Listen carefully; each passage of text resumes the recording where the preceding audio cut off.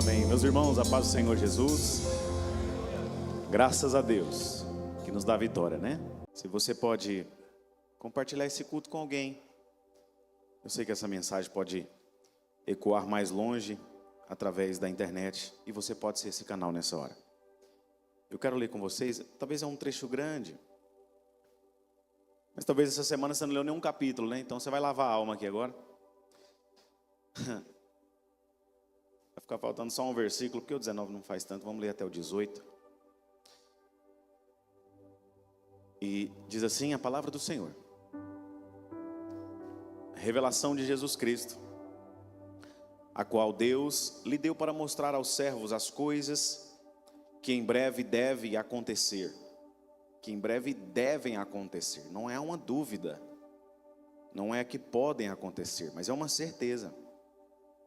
Enviando o seu anjo, deu a conhecer ao seu servo João, que atestou a palavra de Deus e o testemunhou de Jesus Cristo, quanto a tudo o que viu.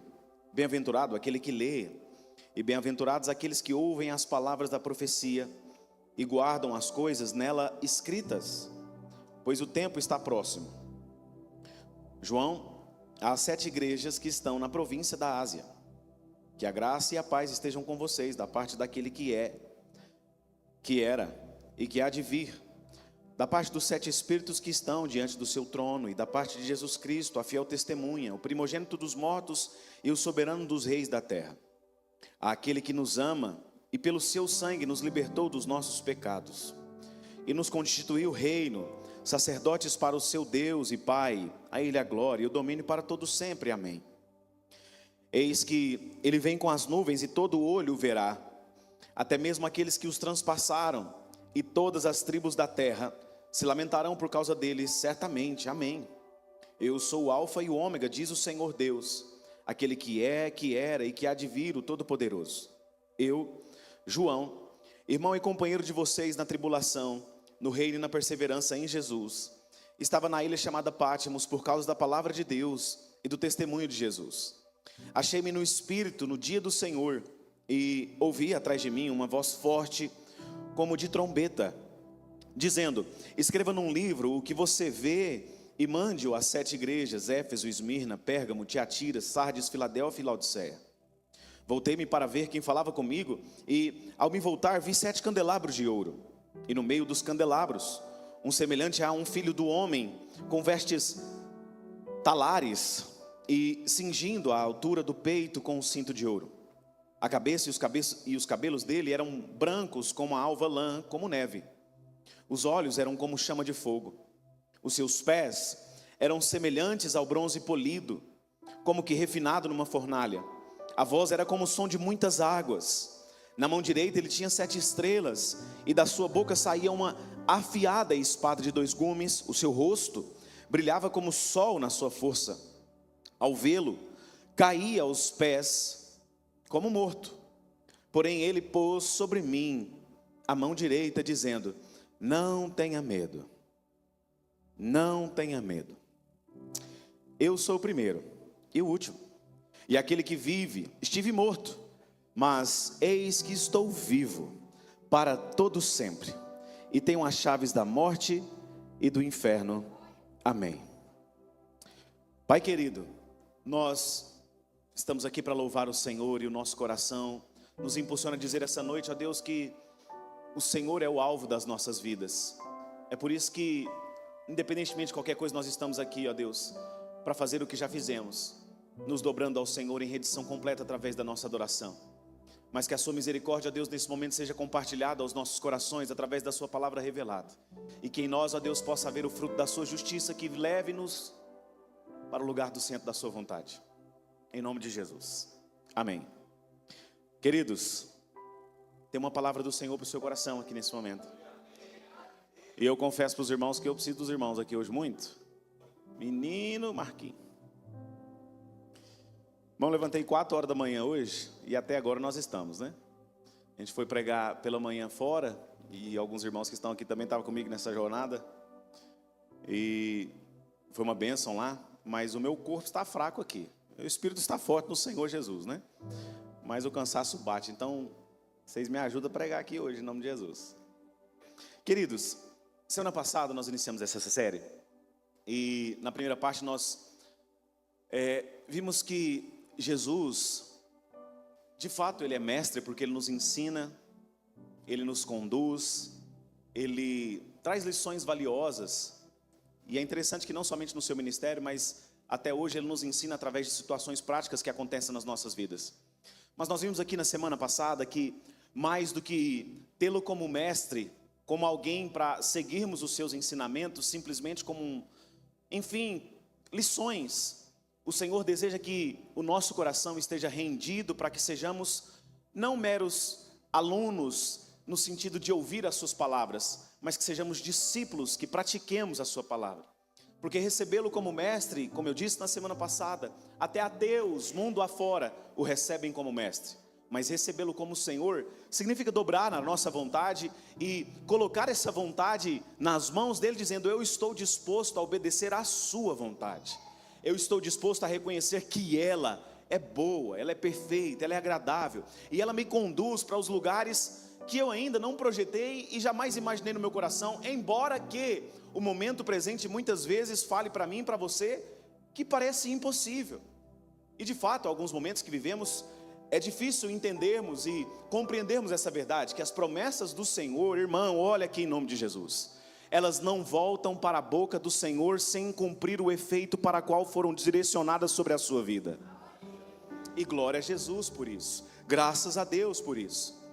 Então, mais do que como aquele jovem rico que nós vimos aqui semana passada, que chegou falando para Jesus que ele era bom, e como nós vimos, falar que alguém era bom era a mesma coisa que chamá-lo de Deus, reconhecer a sua divindade. Mais do que chamá-lo, mais do que sair palavras que muitas vezes não refletem o nosso coração, é de fato em nosso interno, em nosso interior, nós recebermos a sua verdade e nos dobrarmos nessa aqui. Porque como nós vimos, o Senhor não procura performance, o Senhor não procura teatro, mas rendição à sua voz.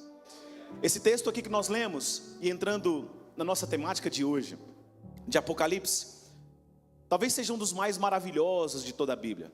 Eu sempre costumo dizer, inclusive, que tem muitas pessoas que têm medo do livro do Apocalipse. Talvez porque ele traz revelações do fim. Mas como eu sempre digo também, irmão, o livro do Apocalipse é a maior esperança que eu e você temos. Se talvez há alguém aqui essa noite que ainda tem, pastor, eu vou confessar aqui a verdade. Eu evito às vezes ficar lendo o livro do Apocalipse, porque às vezes assim, na perspectiva que eu estou lendo, parece um filme de terror. Irmão, na verdade, o Apocalipse é a coroa minha e sua. É Jesus falando: eu venci, então a história já está garantida, você também vai vencer. Graças a Deus. E aqui nós lemos nessas descrições, ao longo dos versículos, e nós vamos meditar nisso aqui nesse momento. João, ele vai trazendo essa figura, essa descrição do Redentor, que é inclusive esse tema dessa nossa segunda parte. Quem é ele? Ele é o nosso Redentor. Esse texto aqui, é claro que nessa ótica, ele traz essa obra consumada da cruz do Calvário, a redenção que nos é garantida e o que ela nos garante inclusive.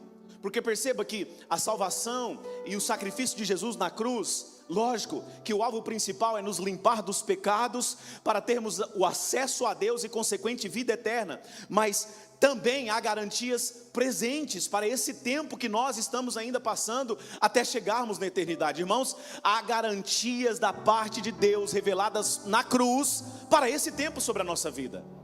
Graças a Deus, você pode dizer isso, graças a Deus. Aleluia.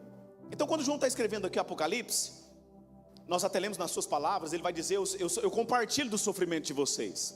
Esse tempo aqui, Apocalipse, não está só no último momento aqui da Bíblia, no último livro, porque talvez foi o último a ser escrito, porque de fato ele foi o último, assim como o Evangelho de João, João escreveu o Evangelho de João, é o último livro da Bíblia, na ordem cronológica. Ele escreve os seus evangelhos depois, inclusive já havia nos dias de João, Mateus, Marcos e Lucas. Agora perceba comigo, algo interessante na história, que nesse tempo dos dias de João, o imperador que estava, quando ele escreve o livro de Apocalipse, chamava Domiciano. Nero já havia passado, e nesse tempo aqui Domiciano ele foi considerado como sendo um segundo Nero, porque ele emplacou uma perseguição violentíssima contra a igreja do Senhor. Irmãos nossos foram crucificados, foram queimados vivos. Gente do céu. E a gente está achando servir Jesus hoje difícil. É difícil ir para a igreja no domingo. Meu Deus, a gente tem que rever demais nossa fé, gente. Mas vamos lá, segura. Perceba comigo aqui. Domiciano começa essa perseguição, quase que uma caça às bruxas. O Coliseu, que até hoje está lá em Roma, né, como esse reflexo suntuoso de um passado distante desse grande império romano. Irmãos foram lançados lá e mortos pela espada, mortos por feras, leões e assim por diante. Ele então, nessa perseguição, ele prende esse líder, que era o único que estava vivo ainda nos dias ali, dessa igreja primitiva, que era João. Todos os outros apóstolos já haviam tido suas vidas ceifadas. Paulo, inclusive, que foi um grande apóstolo chamado para os gentios, ele já havia morrido nesse tempo que o Apocalipse, inclusive, é revelado da parte do Senhor Jesus. Nesse momento, João está numa ilha que é faz parte do mar Egeu, uma ilha chamada Patmos. Nesse instante ainda, mesmo estando preso, ele havia continuado o trabalho do apóstolo Paulo, que havia fundado uma igreja que estava em Éfeso, que nos dias de João era a capital da atual Turquia, a Ásia Menor, nos dias de João. E ele então, mesmo pastoreando, ele continuava cuidando dos irmãos, e nesse momento ali, exilado, talvez sem esperança nenhuma para pensar que as promessas do Senhor se cumpririam, o Senhor aparece a João e revela o Apocalipse. Sabe, irmãos, é interessante, eu acho maravilhoso a forma que o Senhor trabalha nas nossas vidas, porque existem momentos que nós somos massacrados de todos os lados. Uma porta fecha, a outra fecha, e parece que é uma sequência de um efeito dominó, que as coisas vão travando e meu Deus, o que vai acontecer agora? São nesses momentos que eu sempre costumo dizer aqui, inclusive em nosso meio, quando portas são fechadas, quando de todos os lugares nós vamos sendo massacrados, aí há uma oportunidade da manifestação do poder, da bondade, da fidelidade e da glória de Deus sobre as nossas vidas. Aleluia! Como o Senhor é bom, como o Senhor é bom. João está aqui, e mesmo nesse ambiente que parecia ser o fim da igreja, inclusive talvez o Império Romano, Domiciano que estava aqui, aquele homem ferrenho, né? Talvez ele, agora eu vou acabar com os crentes, eu estou prendendo o último líder deles aqui, agora acabou, não tem mais outra, não tem como continuar, eu acabei com essa seita daqueles que estão no caminho, que era chamado inclusive a religião, nossa, o cristianismo naquele tempo, o caminho, né? Só que esqueceram de avisar ali para Domiciano, esqueceram de avisar para o Império Romano, que o controle da história não estava nas mãos de Roma. O controle da nossa história não está na mão de um governo, meu irmão. Talvez essa possa parecer uma frase clichê, pastor, eu já ouvi isso tantas vezes, então Deus quer te relembrar essa noite, para você começar a andar por essa verdade, porque não é ouvir, como eu acabei de falar, em semana passada nós falamos, não é sobre o que eu ouço, é sobre o que eu faço a partir daquilo que eu ouço. Se eu sei que Deus está no controle da minha história, a quem eu temerei, se os céus é quem comanda a minha vida? Irmão, você vai entrar nessa segunda-feira, nessa semana que está se iniciando, se tem um problema grande para você enfrentar, você vai encarar esse problema e vai dizer assim: eu vou em nome do Senhor, porque a minha história está sendo escrita e controlada pelo nome do Senhor, o Deus dos exércitos, a quem eu vou temer. Talvez o seu coração sinta o Espírito Santo comunicando essa verdade aqui, está pequeno aqui essa noite. Ansiedade de todos os lados, e por mais que, pastor, eu na verdade estou até tentando acreditar, eu estou tentando crer, eu estou lutando contra a minha própria força de estar aqui essa noite. Eu vou te falar a verdade, que se fosse pelo meu próprio coração, eu estaria lá em casa, mas eu lutei, eu me arrastei, e o Deus que te viu se arrastando para estar aqui essa noite, em nome de Jesus, se prepare, porque Ele vai te dar um novo ânimo aqui essa noite, em nome de Jesus. Você pode receber essa verdade no seu lugar aí. Eu sinto o Espírito Santo do Senhor aqui neste lugar. Fala para o seu irmão aí que está perto de você, em nome de Jesus, fala assim: quem dita o rumo da história ainda está no trono do universo.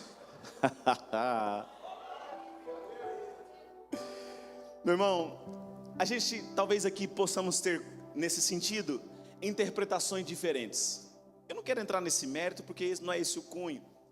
Ano que vem nós temos um momento decisivo no nosso país, E quando estivermos mais aproximando, jamais eu vou falar em quem você deve votar. Você que sabe quem você deve votar. Mas quando a gente estiver aproximando, eu vou te instruir para que você vote conforme a palavra de Deus, em nome de Jesus. Mas a gente não precisa aqui nesse momento ser de centro, direita, esquerda, para enxergar o que está acontecendo no nosso país e até no mundo. Uma crise que nós estamos vivendo. E de fato a gente fica até um pouco assustado, porque as projeções econômicas, políticas, morais são as piores possíveis. São as piores possíveis. Eu não estou te assustando, a mensagem que eu trago para você hoje aqui é de consolo dos céus em nome de Jesus. Mas essa é a verdade. Não há como a gente negar. Parece que às vezes as pessoas falam, o crente vive no mundo do alô. Não, a gente não nega a razão. A gente não nega o que acontece na terra. Só que o que dita a nossa realidade ainda não surge da terra, surge do céu. Amém, irmãos? Então perceba comigo aqui. A gente teve essa semana, é fato conhecido, notório, né, o julgamento do ex-presidente. Você concordando ou não, independentemente de qual seja a sua posição, irmão, a Constituição foi rasgada. Direitos não foram respeitados. Então assim, mas tudo bem a sua convicção, do que você acha, enfim, não é sobre isso que eu estou falando. Eu estou falando aqui sobre coisas naturais, sobre o que inclusive rege a nossa nação. E se a gente olha, se a justiça não está sendo guardada por aqueles que deviam defender a justiça, é de se desesperar. Porque se a quem eu poderia recorrer não está respeitando a justiça, tipo assim, acabou, ué. Complicou foi tudo. Porque se eu sofrer alguma injustiça, a quem que eu vou recorrer? Porque não tem justiça no Brasil. Não há justiça no Brasil. Se a gente olha inclusive para um cenário até mundial, quem viu a morte daquele rapaz, que era um evangelista lá nos Estados Unidos, Charlie Kirk? Todos, né? Quem não viu? Mais novo que eu, gente. Alguns meses. E eu fiquei assim, meu Deus. Meu Jesus. Ele não morreu porque ele era um ativista político. É claro que, inclusive, no último pleito passado, agora na última campanha eleitoral do ano passado, ele até ajudou lá o Donald Trump, né, com as suas frentes jovens, que ele sempre falava para jovens nas faculdades e falou. Só que ele não era um ativista político. Ele morreu por pregar o evangelho, gente. Ele morreu por defender a Bíblia. É por isso que eu digo que a gente não precisa ter posição nenhuma aqui nesse momento para a gente negligenciar o que está acontecendo. Então, de fato, a perseguição já está e sempre esteve. Nos últimos tempos ela tem se travestido de uma outra forma, porque tem sido uma perseguição ideológica no campo das ideias. E o Senhor precisa, irmãos, que nós nos levantemos com a mensagem no nosso coração. Ainda que custe a minha vida, eu não vou negar o evangelho. Foi isso que João fez, inclusive nos seus dias. Sabe que ele foi colocado num caldeirão, fervendo. Teve queimaduras, com certeza de 6º grau. Mas mesmo assim ele guardou, não, eu vou ser fiel ao Senhor. Agora perceba que o ponto que eu quero trazer nisso tudo aqui, se nós usarmos aqui nessa noite 2 neurônios, que seja, não precisa nem ser 3, não 2, a gente já se assusta com a realidade que a gente está vivendo. Porque é esse cenário de terror. Crente sendo morto por pregar, justiça que não é justiça, porque ela é parcial, ela é omissa, ela é tendenciosa. Só que o que todos não sabem, mundo afora, em qualquer lugar, seja no nosso país, é que por trás de tudo, irmãos, escute isso que eu vou te falar em nome de Jesus. Por trás de tudo, existe alguém que comanda ainda a história. E talvez alguém possa falar, pastor, mas como explicar então a morte desse rapaz com 31 anos, que teve a sua vida ceifada por pregar o evangelho, sua esposa, 2 meninas pequenas, irmãos? Como explicar as mortes dos cristãos que também morreram nas arenas? São sementes que foram plantadas através de sangues que foram derramados, e esse sangue não foram em vãos, porque nós somos fruto desse sangue. Hoje talvez a gente não consiga inclusive compreender a morte desse jovem, desse rapaz, mas eu creio que o Senhor já está iniciando uma revolução. Homens e mulheres serão despertados, jovens serão levantados, que vão dizer, eu não me envergonho da palavra da verdade, mas eu a carrego, custe o que custar, no meu coração, na minha vida. Perceba, irmãos, que o que está por trás de tudo não é uma pessoa, é alguém que está nos céus, e o seu trono, como diz a sua palavra, o trono dele não tem fim. Não tem fim. Pastor, mas como explicar então o caso da nossa justiça, que é Deus tratando com a nossa nação, assim como ele fez inclusive com a sua nação escolhida, Israel, no passado? Sabe, irmãos, que talvez, pastor, mas o que eu fiz para merecer? É lógico que também em tempos que o Senhor tratava na história do povo de Israel, haviam muitos remanescentes fiéis ali, inclusive profetas que eram levantados pelo Senhor para atrair a atenção do povo de volta para Deus.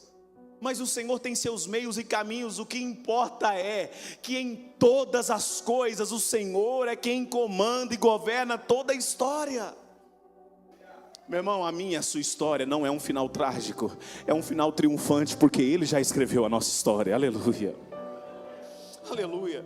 E nos diz aqui, no caso do apóstolo João, Deus ele reverte a situação, Deus ele transforma a situação. E sabe por que ele, talvez alguém fale, pastor, Deus não reverteu não, porque a perseguição na verdade foi pior. Só foi lá no ano 300 e pouco que o Império Romano aderiu-se, colocou a religião do cristianismo como sendo oficial do império, porque foi muita perseguição.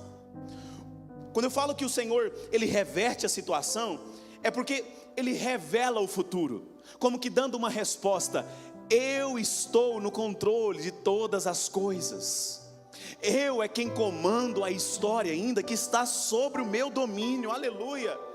Ele começa a revelar, não coisas, como eu disse ainda quando líamos o texto, não coisas que poderiam acontecer, mas coisas que devem acontecer.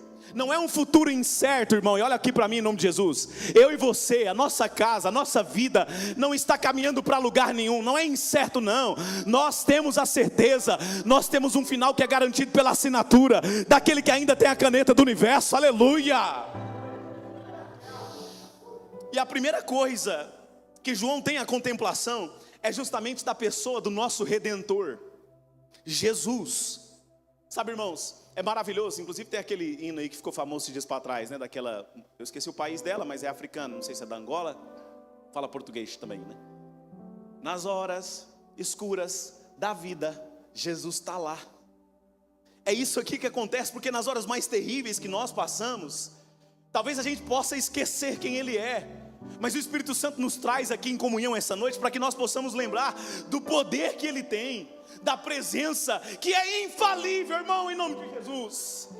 Coloque essa verdade no seu coração, que essa noite você não anda desacompanhado, mesmo que, apesar de muitas vezes algumas pessoas nos abandonarem, Ele está ao seu lado, irmão.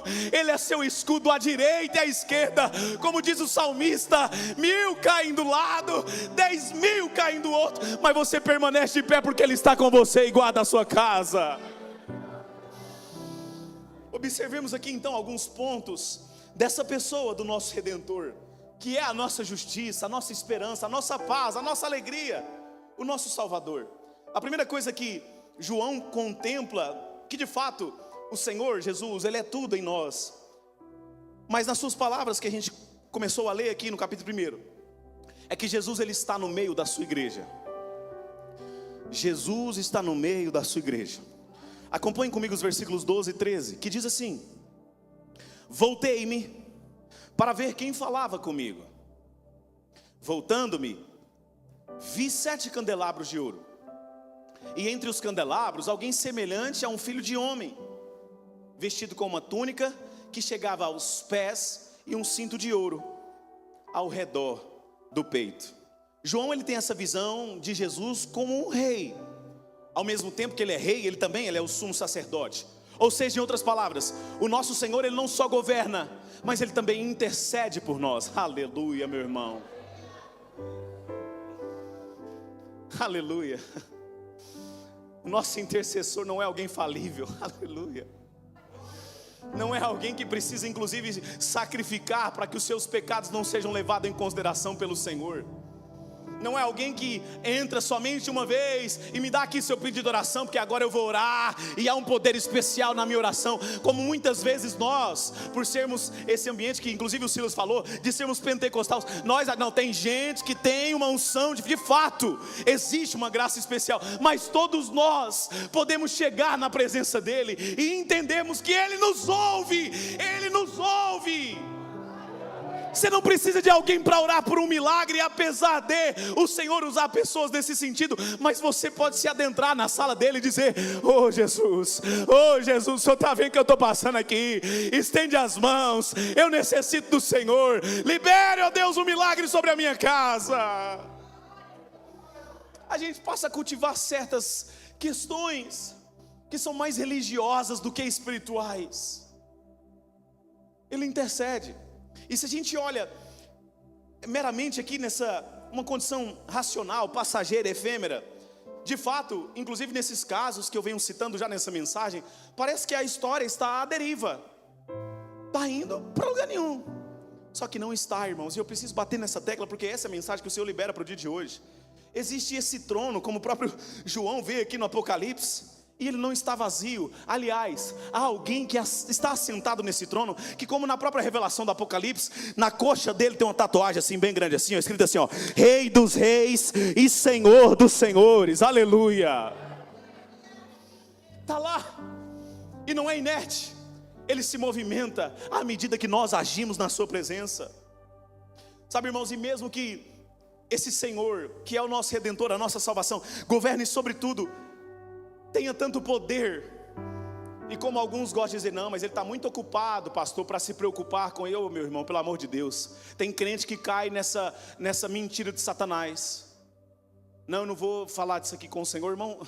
O Senhor te sonda, te vê. Não há o que esconder na presença do Senhor.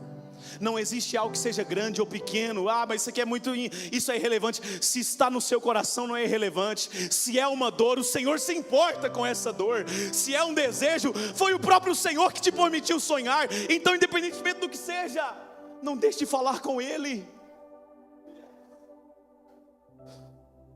Como eu tenho orado ao Senhor esses dias, esses tempos, e pedido ao Senhor: Deus, nos ajude a ser uma igreja que tenha paixão pela sua presença. Nos ajude a ser uma igreja que não vai orar porque tem uma convocação ou porque precisa de alguma coisa, mas porque nós entendemos que nós não existimos longe do Senhor. Nós amamos estar na sua presença.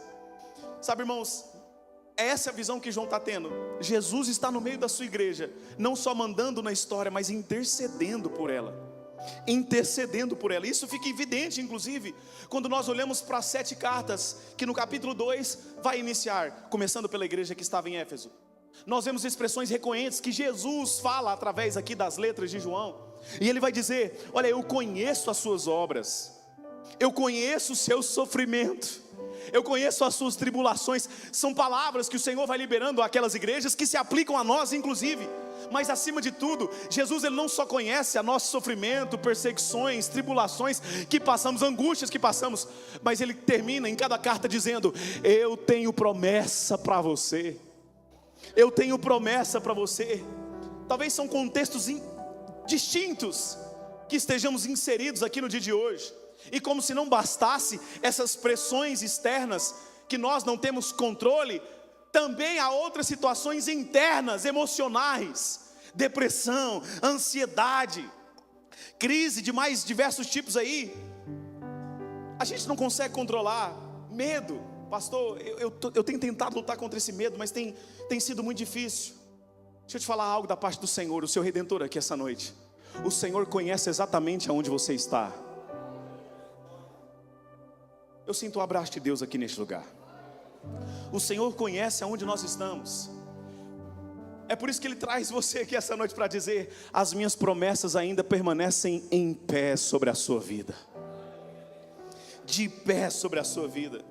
E por quê? Porque você é a igreja dEle, comprada pelo sangue dEle, preciosa demais para Ele abrir mão de você. Deus tem promessas de conquistas para mim e para você, meu irmão e minha irmã. Você pode me ajudar, pelo menos me ajudar a dar um glória a Deus aqui neste lugar? E é interessante que tem até algumas promessas que eu poderia citar aqui, mas pelo menos a de Pérgamo e aqui a de Tiatira, uma das promessas que alcança a mim, a você, Jesus vai dizer assim: eu darei a você do maná escondido. Maná fala sobre provisão. E é Jesus falando para mim e para você aqui essa noite. Talvez você está precisando de uma provisão sobrenatural nesse tempo na sua casa. Então eu vou trazer uma provisão sobrenatural que está escondida, que não foi revelada, mas eu já estou trazendo sobre a existência, sobre a sua vida, em nome de Jesus. Pastor, mas eu já criei uma vez. Creia de novo, continue crendo, continue clamando, continue fazendo menção do nome do Senhor, porque Ele trará essa promessa sobre você. Ainda essa promessa aqui sobre a igreja que estava em Tiatira: eu vou te dar autoridade sobre as nações. Isso aqui significa, irmãos, aleluia, que da mesma medida e proporção que tem provisão para mim e para você, também há autoridade de Deus sobre nós. Há um revestimento para ser compartilhado pelo Espírito Santo de Deus. A autoridade de Deus, para quê? Para não temer o que pode fazer o mal contra você, o inimigo contra você. Pastor, mas fizeram um trabalho, lançaram uma palavra. Deixe o trabalho ser feito, deixe a palavra ser lançada. O que me rege ainda é o Espírito Santo de Deus. Você pode repetir para essa pessoa que está perto de você, dizer assim: apesar das lutas e das dores, eu e você, diga assim: eu e você somos a igreja do Senhor, e o final dela é vencedor, aleluia. A segunda coisa que João percebe aqui é que Jesus, versículo 14, vamos ler, eu quero ler com os irmãos. Projete para nós o verso 14. A cabeça e os cabelos eram brancos como a lã, tão brancos como a neve, e os olhos como chama de fogo. Então uma das primeiras coisas que João percebe sobre quem Jesus é que Ele é eterno. Jesus é eterno. Pastor, eu já sei disso, me conta algo novo aí. Calma aí então, peraí. Essa aqui é justamente uma descrição da eternidade dele. Cabelos brancos como a lã, que fala sobre o tempo, sobre velhice, como assim por dizer, e sobre a eternidade. Só que o interessante disso aqui, de nós pensarmos na perspectiva da eternidade de Jesus, é que Jesus não foi criado. Aliás, Jesus não existe. Jesus, Ele é. Ele vem antes da existência. Tudo que existe foi criado por intermédio dele. E tudo que existe não foi feito sem a intervenção de Jesus. Ele vem antes de tudo. Isso aqui, irmãos, dá uma base muito grande para a nossa fé. Porque se Ele vem antes do tempo e antes da existência, significa que Ele não está limitado a nada. Nada do que limita a mim, a você, pode afetar a Ele, porque Ele vem antes de tudo. E Ele é depois de tudo. O alfa e o ômega. Ele está no passado a mesma forma que está no presente e já está no futuro. É por isso que eu volto a dizer: você não precisa ter medo de nada. Por quê? Porque o seu Senhor não é ilimitado como eu e você somos limitados. Nada do que nos aflige, do que nos amedronta Ele. Ele é, Ele não existe, Ele é. E o problema, irmãos, que talvez eu e você estejamos passando hoje, existe agora. Jesus já existia antes. Você entende isso que eu estou te falando? Sabe a situação hoje que está no seu coração? Isso existe hoje. Jesus já existia antes. Ele é eterno. Segundo lugar que João contempla aqui, Ele é onisciente. Esse mesmo versículo 14 ainda vai dizer que os olhos dele são como chamas de fogo. O que é isso?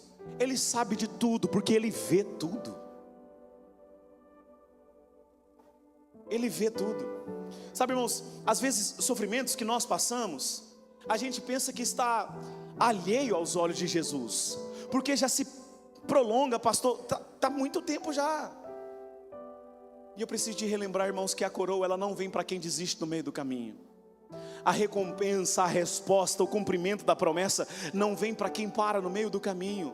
Se ainda não aconteceu como Ele falou que aconteceria, permanece molhando com as suas lágrimas, permanece regando cada semente, porque no tempo certo e determinado do Senhor, Ele fará se cumprir sobre a sua vida em nome de Jesus. Só que Ele vê o que você está passando, Ele conhece, Ele sabe o seu nome. Pastor, como assim? Ele sabe o seu nome, Ele conhece a sua história, Ele sabe especialmente como você entrou aqui essa noite, talvez com o coração aflito inclusive. Mas principalmente, além de saber como você entrou aqui essa noite, o seu Redentor, Ele sabe como você vai sair, porque existem novidades para ser dispensadas sobre a sua vida aqui essa noite, em nome de Jesus. Como é que você acessa isso? Através da fé, meu irmão. Eu não citei, mas posso citar aqui ainda, que o escritor aos Hebreus, ele vai dizer: olha, quando vocês se aproximarem ao trono da graça, Se aproximem com um sentimento, estou parafraseando, se aproximem com um sentimento: confiança. Confiança. Confiar é saber que mesmo que os meus olhos não estão vendo aqui no presente, existe uma atmosfera de novidade que está trabalhando em meu favor, enquanto eu não paro de caminhar e não desisto daquilo que saiu da boca do meu Deus. No versículo 15 ainda, depois de saber que Ele é eterno, que Ele é onisciente, João ainda consegue ter a visão de que Ele é onipotente. Verso 15 diz: os pés eram como bronze reluzente em uma fornalha ardente, e a voz como som de muitas águas. Sabe que esse versículo aqui, que fala que os pés de Jesus são semelhantes a bronze polido, né, refinado aqui numa fornalha, é justamente da onipotência do Senhor, da força toda poderosa que o Senhor tem sobre a sua vida, sobre as suas mãos. Irmão, o nosso Jesus, Ele é irresistível, ninguém pode resisti-lo. Sabe, a palavra do Senhor vai dizer que Ele vai esmagar debaixo dos seus pés todos os inimigos: o anticristo, a antiga serpente, o falso profeta, o diabo e o último inimigo, que é a morte. Ele esmagará debaixo dos seus pés. O Senhor a quem servimos, Ele é irresistível. Só que o mais maravilhoso de saber isso aqui, que Ele é todo poderoso, onipotente, é saber que nós fazemos parte desse exército, que Ele mesmo é um general, e nesse general que nós estamos aqui marchando sobre a sua bandeira, ele não conhece a palavra derrota. Significa que eu e você não fazemos parte de um projeto que conheça derrota, nós fazemos parte de um projeto que conhece vitória, irmão. E eu não estou pregando aqui essa noite um evangelho de triunfalismo, não, eu estou falando de Jesus. Ele nunca perdeu uma guerra. Você acha que vai ser essa sua que Ele vai perder? Porque Ele é vitorioso. Eu e você também somos. Eu e você também somos. Ele já venceu. Mas além de ser todo poderoso, João ainda consegue perceber essa característica que eu já adiantei, que Ele é irresistível. O versículo 15 fala que a voz dele é como o som de muitas águas. Som de muitas águas, irresistível. A voz dele é poderosa. Quando Ele fala, irmão, acontece. Quando Ele fala, uma mula tem que abrir a boca e liberar uma profecia para alguém que não está fazendo a vontade dEle. Quando Ele fala, o mar tem que se abrir. Quando Ele fala, o universo tem que parar, porque não foi só o sol que parou. Porque quando Josué está escrevendo ali, ele escreve na perspectiva daquele tempo. A ciência não era avançada, não é o sol que para. Deus parou todo o universo para dizer: eu estou com vocês. O que é isso que eu e você estamos passando frente ao poder de Deus? A voz do Senhor é irresistível. Irresistível. Pastor, mas é porque já passou 98 anos e nada acontece. Deus te traz aqui para relembrar o seu coração: a promessa ainda está de pé. Se Jesus disse que iria acontecer, vai acontecer. Vai acontecer. Meu irmão, me estimule aqui, ou melhor dizendo, me ajude a estimular o irmão que está perto de você, e fale essa palavra ao coração dele, dela que aí está. Vai acontecer, porque quem falou foi aquele que tem a palavra como o som de muitas águas. A voz dele é irresistível. Se Jesus te prometeu uma família sarada, abençoada, salva, vai acontecer. Se Jesus te prometeu que os seus filhos estariam ou estarão aqui com você, vai acontecer. Se você não consegue gerar e Deus prometeu filho no seu ventre, vai acontecer. Se Deus prometeu que você seria próspero, a sua empresa iria romper, vai acontecer. Pelo amor de Deus, me ajude a adorar esse Deus que aqui está neste lugar. Ele é irresistível. E o melhor de tudo, irmãos, é que quando Ele manda, nem que o inferno inteiro tenha que parar para obedecer, o inferno tem que obedecer à voz de Deus. Acabou. Ponto final aqui. O versículo 16 ainda vai dizer que Ele é glorioso, e o seu rosto, olha lá, na mão direita Ele tinha 7 estrelas, da sua boca saiu uma espada de 2 gumes. Continua. O seu semblante era como o sol, quando brilha em todo o seu esplendor. Sabe, irmãos, que eu acho maravilhoso isso aqui? Porque João, ele foi um dos únicos discípulos que permaneceu com Jesus até o último ponto. No momento que Jesus é preso, ele também foge.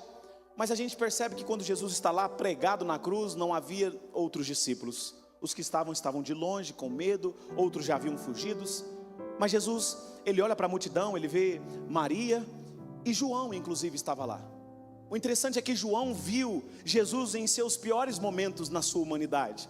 Ele viu a angústia tão grande de Jesus sendo refletida na hematidrose ali, aquele fenômeno quando nós suamos gotas de sangue. Então ele viu a angústia, ele viu Jesus sendo açoitado, ele viu Jesus sendo crucificado, e viu todo o corpo de Jesus desfigurado, que ele ficou totalmente desfigurado, rasgado por mim e por você, moído, como dizia a profecia de Isaías, e assim convia que acontecesse. Mas é interessante que o mesmo João que viu esse Jesus desfigurado no momento da crucificação, suando sangue, agora ele não vê o Jesus desfigurado, ele vê o Jesus ressurreto. Ele vê o Jesus que brilhava como o sol em seu esplendor. Irmão do céu, em outras palavras, é como o João falando, sabe o sol das 3 horas da tarde? Que esturri, que inclusive está quente, hein, gente? Meu Deus do céu, misericórdia. Esse sol, essa força da sua luz, foi justamente isso que João viu no rosto de Jesus, o Cristo vitorioso. Aleluia, glória a Deus, irmão, pelo amor de Deus. Nós temos ainda outros 2 versículos, que é o 17 e o 18, 2 informações aqui muito importantes.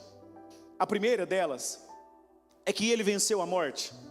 O versículo 18 diz: e aquele que vive, estive morto, mas eis que estou vivo para todo o sempre. Eu gosto sempre de fazer links, principalmente com as cartas que o apóstolo Paulo escreveu, e em 1 Coríntios, no capítulo 2, versículo 8, Paulo vai dizer assim: nenhum dos poderosos deste mundo conheceu essa sabedoria, porque se a tivessem conhecido, jamais teriam crucificado o Senhor da glória. O que as autoridades fizeram ali naquela época, Pôncio Pilatos, as autoridades judaicas, foi dizer: nós vamos matar, porque aí a gente vai parar, a mensagem dele vai se encerrar e a gente vai calar ele, não vai ter como, a gente vai matar ele e se encerra aqui. Só que ao matarem Jesus, ao sepultarem Jesus, pensando que eles haviam triunfado, o que aconteceu foi que Jesus, ele enfrentou a morte, ele entra na morte e tira da morte agora o seu poder, ele tira da morte agora a sua influência. Jesus, ele ressuscita como sendo o primeiro, agora inaugurando sobre mim e sobre você a imortalidade. O que isso quer dizer para mim e para você? Agora eu e você podemos nos levantar, e como o apóstolo Paulo vai dizer em 1 Coríntios 15, 55, aonde está a morte a sua vitória? Aonde está a morte o seu aguilhão? Jesus venceu a morte. Isso significa que para mim e para você que somos crentes em Jesus, que temos Ele como sendo o Senhor das nossas vidas, a morte não é um adeus, é só um até logo. Se Ele não voltar para nos buscar, eu e você partiremos, mas é só até ali. Logo em diante nós estaremos num grande coral, assentado à mesa, sendo servido pelo Senhor da glória, dizendo e ouvindo: vinde benditos do meu Pai, para o lugar que eu vos tenho preparado. Irmão, você é crente? Então você não tem medo da morte, não. Eu e você não temos medo da morte, porque a última palavra não é mais da morte, a última palavra agora é do Senhor Jesus. O túmulo, que se Jesus não voltar, volto a dizer, se Jesus não voltar nesse tempo, e nós formos, ele não é o nosso último endereço. A tumba não é o nosso último endereço. O nosso último endereço é a eternidade com o Senhor Jesus. Isso precisa estar no nosso coração. Existe uma eternidade para ser vivida. A gente não adora, e que alegria poder saber e nos lembrar disso diariamente. A gente não adora um Deus morto, mas sim o Cristo vivo, ressurreto pelos séculos dos séculos. Em segundo lugar, aqui nesses versículos 17 e 18, nós vemos que ele é o restaurador. João, ele era o discípulo mais próximo de Jesus, nós sabemos, considerado como o discípulo amado. Naquele momento da ceia, nós percebemos aquela imagem que nos é narrada, e Jesus, ele reclina, ele deita sobre o peito de Jesus. Tamanha era a intimidade, o carinho que Jesus tinha com ele, e ele também tinha com o Senhor. E agora ele está vendo aqui o Cristo glorioso, e ele fica tão impactado aqui com essa cena, que ele mesmo vai dizer: eu caí como morto aos seus pés. Sabe por quê? Porque é impossível, irmãos, é por isso que a gente bate tanto nessa tecla, e nós vamos caminhar para esse entendimento e viver essa cultura na nossa igreja. É impossível nós vermos, experimentarmos, gozarmos da glória do Senhor e permanecermos da mesma forma. É por isso que quando a gente vem aqui nesse lugar para adorar o Senhor Jesus, tá bom que cada um tem a sua forma de adorar, e não é isso que eu estou falando, mas se eu estou aqui nesse lugar e eu não consigo me render em uma adoração genuína, verdadeira ao Senhor, é porque eu estou sentindo qualquer outra coisa menos a glória do Senhor. E o Senhor não está interessado em gerar emoção em você, o Senhor está interessado em gerar transformação sobre você. E só consegue adorar o Senhor quem realmente é tocado por essa glória, impactado por essa glória. Aí João vai dizer: eu caí como morto aos pés dele, versículo 17, parte B agora, e também o versículo 18. Jesus vai colocar a mão sobre João e vai dizer: não tenha medo, eu sou o primeiro e o último. Versículo 18: estive morto, mas eis que eu estou vivo para todo sempre, e tenho as chaves da morte e do inferno sobre as minhas mãos. Ô irmão, aleluia. Você tem noção do que isso aqui representa para mim e para você?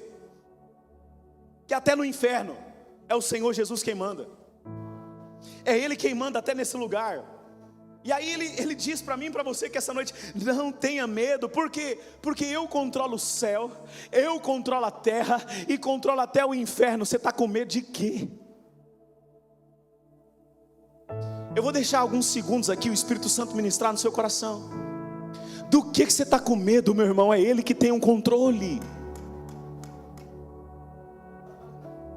Você está com medo de quê? É o Senhor que tem o controle. Aleluia. Talvez você está aqui: pastor, eu entrei aqui essa noite fraco, quase caído, pensando em desistir. Vou falar a verdade, desânimo grande demais. Mas o Senhor está te colocando de pé aqui essa noite, dizendo para você o mesmo que Ele disse para João: não precisa ter medo, porque eu sou o primeiro, eu sou o último, eu já venci por você. Mas para a gente caminhar para um raciocínio em comum e nós concluirmos, eu quero ainda pensar com vocês aqui sobre essa grandeza da pessoa dele, que mais do que essa obra, do que Ele nos garante, é quais são os benefícios dessas garantias, dele sendo como nosso Redentor.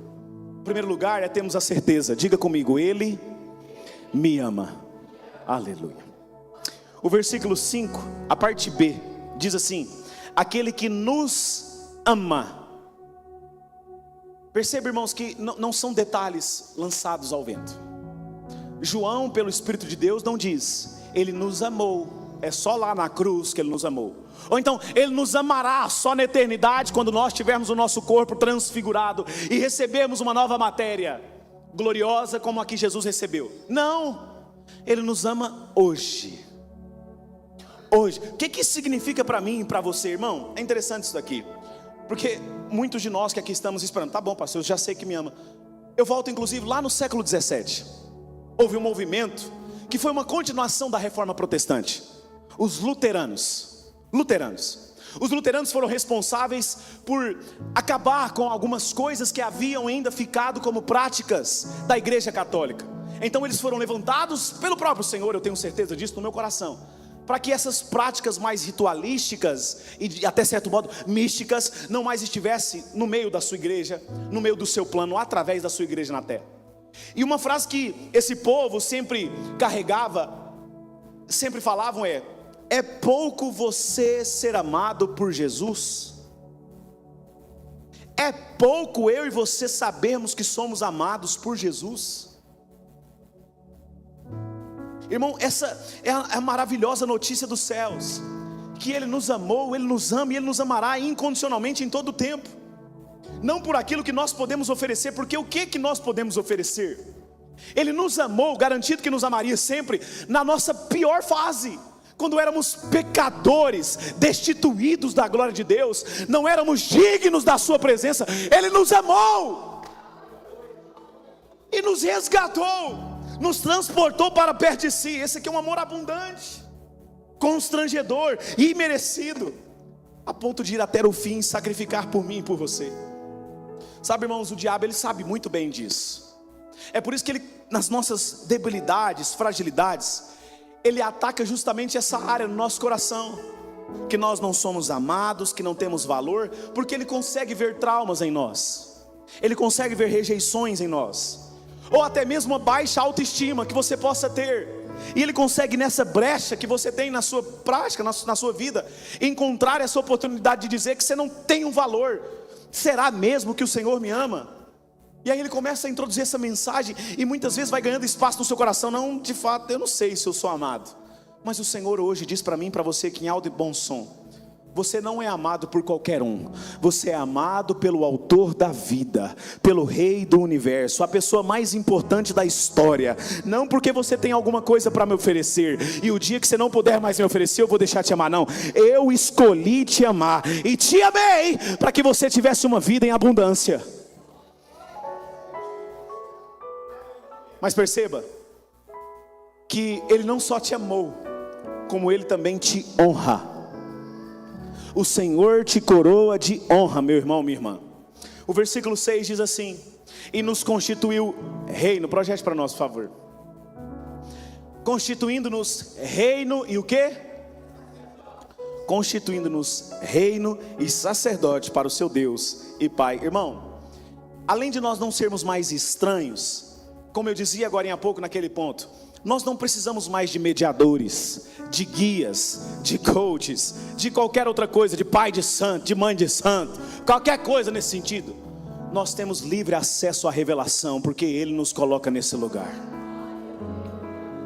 E perceba, irmãos, que Jesus faz questão de dizer, através de João, que nós somos sacerdotes, nós temos esse livre acesso. O véu foi rasgado, a gente pode falar com Ele onde e quando nós quisermos. Qual é a posição? Um coração rendido e dobrado. Sabe, nos seus piores dias, quando você não consegue nem expressar, verbalizar o que está no seu coração, porque você está tão angustiado, parece que tem uma corda amarrando no pescoço, você não consegue nem verbalizar o que você está passando, pode clamar por Ele. Está dirigindo lá no seu carro, clame por Ele. Não tem lugar, não tem hora, não existe uma posição, é em qualquer lugar, de qualquer jeito. Ele te ouve, porque agora você é sacerdote de Deus. Não existe linha ocupada no céu, meu irmão. Às vezes a gente tenta falar com pessoas, acessos, né? Gente que nós temos na nossa rede de relacionamentos, e nós pensamos, que mistério é esse? Nós pensamos que muitas vezes assim é com o Senhor. Será que Ele vai me atender? Tem até um corinho antigo que tem muita verdade nele, e ele vai dizer mais ou menos assim, para ficar tranquilo, Tony. Ele vai dizer mais ou menos assim: diz que uma vez, duas ou três, se não atender, telefone outra vez. Aí ele vai dizer ainda na letra dessa canção: o telefone do céu é fácil. Resumindo, é só ter um coração disposto a buscá-lo. É um coração que se dispõe a dizer: Jesus, eu preciso da sua intervenção. Quando você estiver lá no leito do hospital, clame por Ele.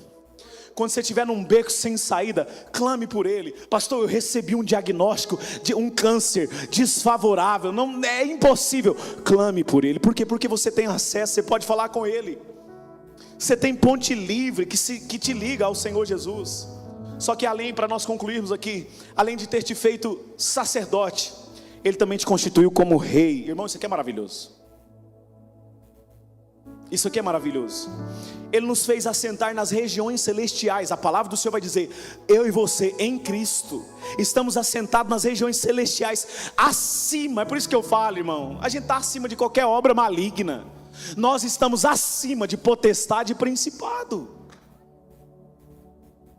Eu recebi inclusive um vídeo de uma irmã perguntando um determinado assunto, mas lá era uma pregadora, uma determinada conferência, evento, congresso, sei lá, que era aquilo, uma multidão. E aí num dado momento ela está orando, ela coloca a mão assim, eu acho que na verdade ela estava cansada, ela coloca a mão assim no umbigo e ajoelha, né?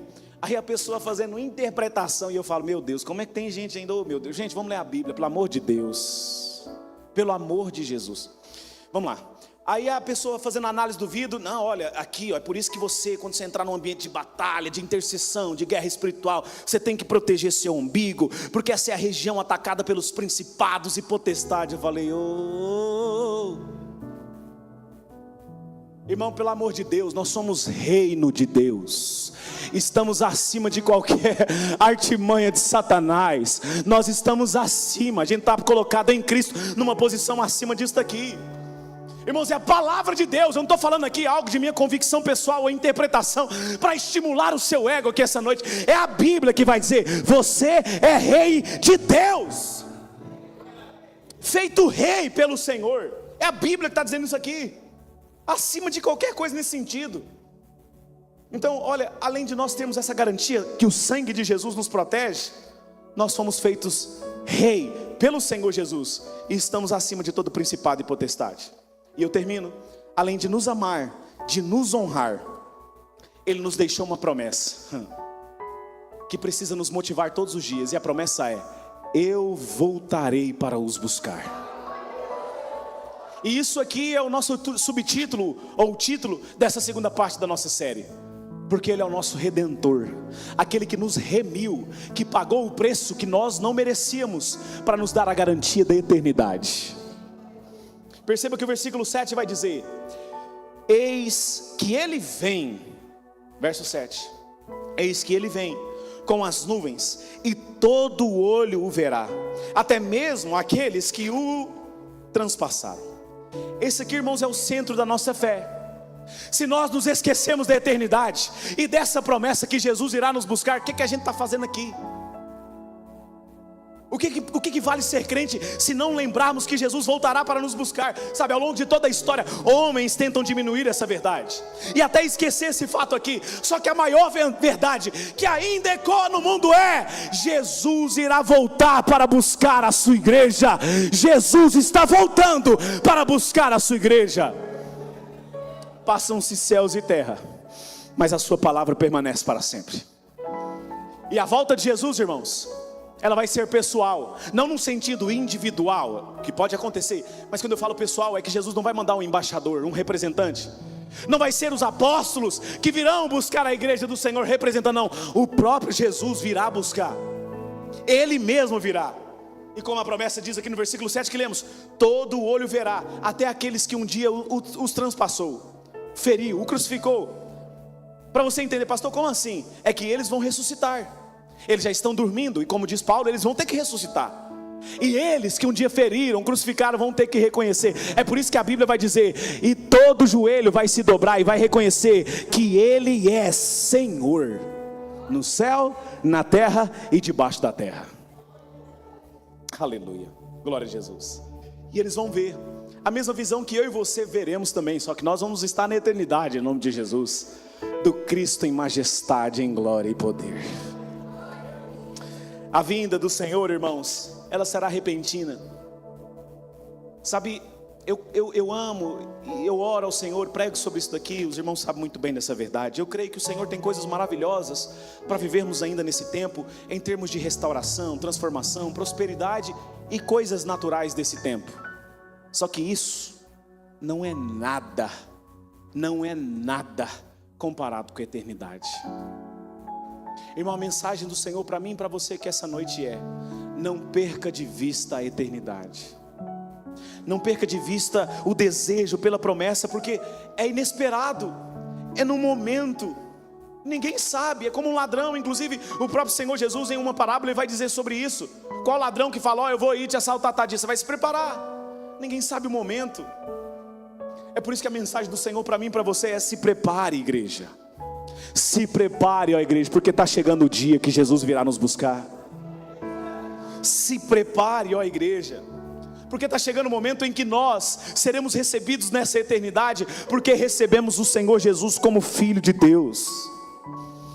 E talvez você entrou aqui essa noite com uma tristeza tão grande, que como eu disse ao longo dessa mensagem, pastor, está chegando ao nível da angústia. Angustiado, meu coração está angustiado. Eu estou duvidando de todo mundo, pastor, até de mim mesmo, aliás. Estou acreditando nem em mim mesmo, tanto que o trem está feio. Minha própria vida, estou duvidando da minha própria vida. Só que o mesmo Jesus que prometeu voltar para nos buscar e levar-nos para a eternidade, é o Jesus que prometeu ser para mim e para você o amigo fiel. E Ele te ajuda aqui essa noite. Ele te levanta aqui essa noite. Sabe, irmãos, essa é a companhia quando todas as outras te abandonam. Ele permanece com você. Ele fica com você. A visão que Jesus deu do Apocalipse aqui para João, como eu disse no início da mensagem, não são de possíveis acontecimentos, são de acontecimentos certos, inerrantes e infalíveis. Isso significa dizer que por mais que o cenário hoje, brasileiro e mundial, está sombrio, terror, O nosso Redentor, escute isso, o nosso Redentor ainda tem um livro da história, e ele abriu o livro para dizer: eu venci. Eu posso rasgar os 7 selos e dizer: eu venci, e você está seguro em minhas mãos. Fica de pé, por favor, no seu lugar. Jonathan, é possível a gente cantar Quem é Esse? Por favor. Eu queria que você nessa hora curvasse a sua cabeça em sinal de rendição. E eu sempre termino as minhas mensagens assim, por onde quer que Deus tenha me levado, porque não vale, irmão, a gente acabou aqui a mensagem, eu oro por você. Não, nós precisamos nesse momento internalizar essa mensagem e pedir ao Senhor: Pai, tem liberdade, coloque as coisas em ordem no meu coração aqui neste momento. Se existe, ó Deus, situações aqui, lacunas, brechas, tristezas, situações diversas no meu coração, eu dou liberdade ao Senhor, faça aqui neste momento no meu coração. Se eu estou perdendo os meus olhos da eternidade, realinhe o meu foco para a eternidade aqui essa noite. Se eu estou esquecendo que o Senhor é o amigo fiel, me ajude a lembrar que o Senhor é o amigo fiel. Com a sua cabeça curvada, com os seus olhos fechados, para nada roubar a sua atenção, eu quero te convidar nesse momento a meditar inclusive nessa palavra que o apóstolo Paulo vai dizer em Romanos capítulo 8. Porque eu estou certo de que nem a morte, nem a vida, nem os anjos, nem principados, nem potestades, nem poderes, nem altura, nem profundidade, nem qualquer outra coisa pode me separar do amor de Deus que foi revelado no meu Redentor. Aleluia. João, ao ver o Cristo glorificado, ao ver o Redentor, ele se lança, se dobra, se prostra e cai aos pés dele. Talvez hoje você seja como esse João lá em Patmos: pastor, eu estou isolado, eu estou oprimido, eu estou esquecido por tantas pessoas, eu estou preso numa ilha de problemas, pastor, igual João lá em Patmos. Mas hoje o Senhor aparece para você aqui, à sua frente, e Ele está aqui em glória. Mas a pergunta que fica para você da parte dEle é: o que você vai fazer diante da grandeza e do amor dEle por você? O convite dEle é para você se lançar aqui essa noite e se render aos pés, sem reservas, sem escudos, sem armas, sem proteções, sem as capas que muitas vezes você usa na sua casa para não passar os problemas para o seu filho, para a sua esposa, para o seu marido, para os seus funcionários, sem nada disso. E lembrar-se que Ele é o Redentor que zela pela sua história, e principalmente o final da sua história é a eternidade. Eu quero te convidar a cantar essa canção com o seu coração, não com a sua boca, não com seus lábios, mas uma canção que saia do seu espírito. Fique à vontade na presença do Senhor Jesus.